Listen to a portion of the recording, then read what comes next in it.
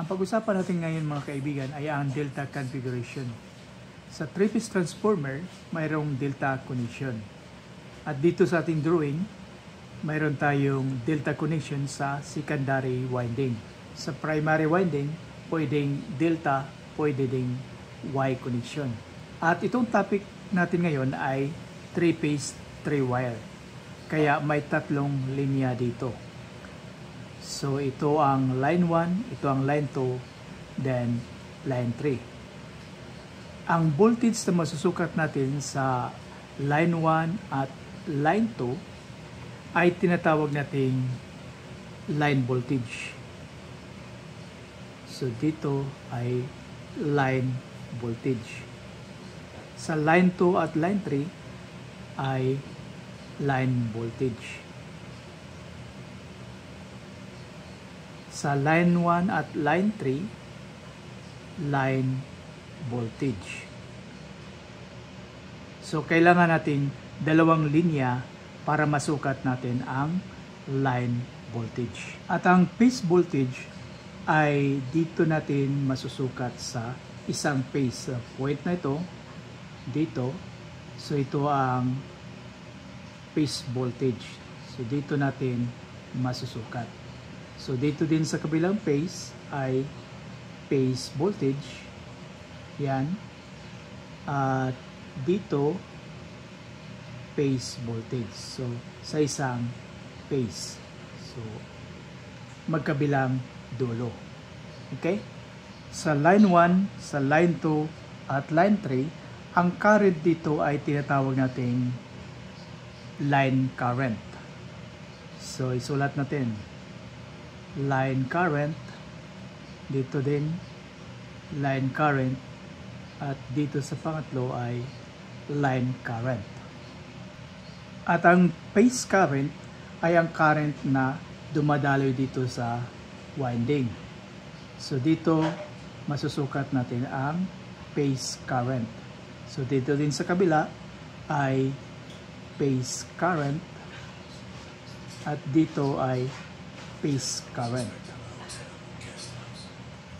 At dito sa delta configuration, may formula tayo na binabasihan. Ang formula ay line voltage is equal to phase voltage. At ang line current is equal to square root of 3 times phase current.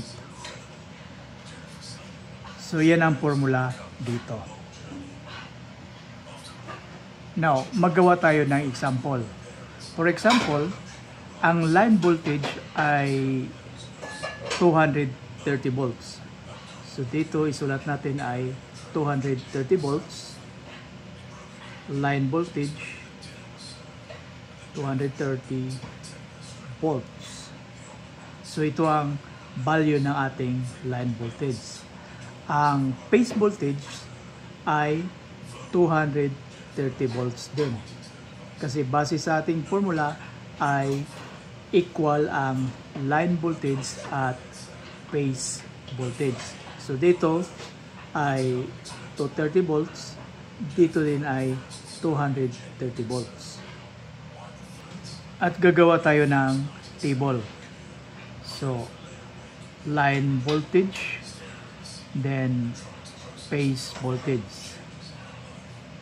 So kung 230 volts ang line voltage, ang phase voltage ay 230 volts. At kung 240 volts ang line voltage, ang phase voltage ay 240 volts din. Kung 480 volts ang line voltage, ang phase voltage ay 480 volt. So itong mga voltahe na ito ay most common nga ginagamit natin sa ating delta connection.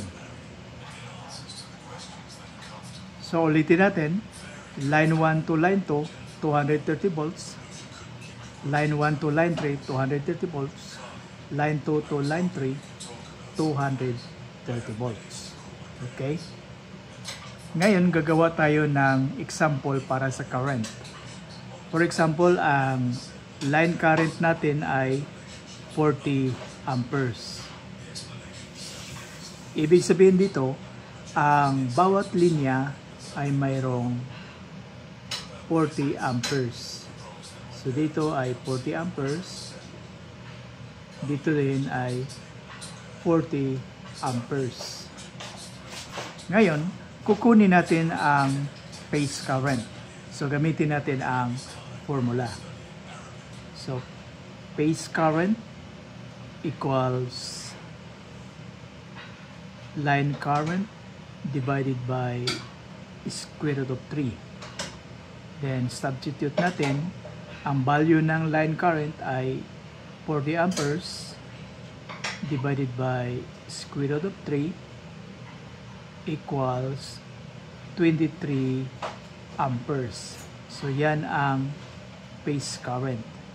So itong phase current, ito ang dumadaloy dito sa bawat phase. So dito sa winding, ito ay 23 amperes ang masusukat natin na current dito. Dito ay 23 amperes din at dito ay 23 amperes. At ulitin natin mga kaibigan, sa delta connection, ang line voltage at phase voltage ay equal. Ang line current at phase current ay hindi equal base sa ating formula. Okay? At hanggang dito na lang mga kaibigan. Maraming salamat sa pag-subscribe na ating channel.